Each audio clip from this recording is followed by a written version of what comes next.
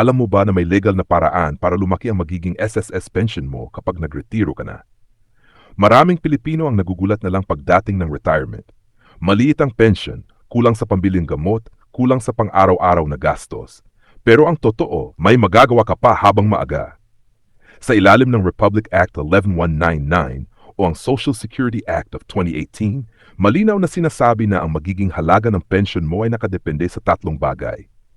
Una, ang monthly salary credit mo.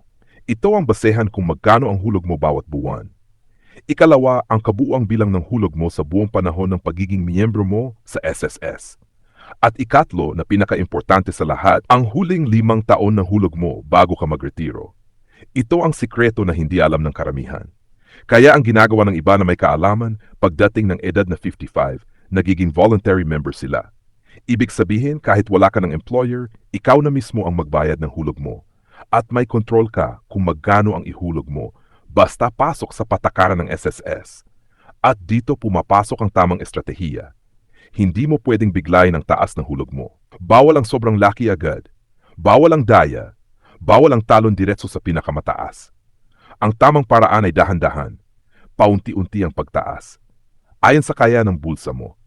Taon-taon o kada ilang buwan, basta tuloy-tuloy at legal.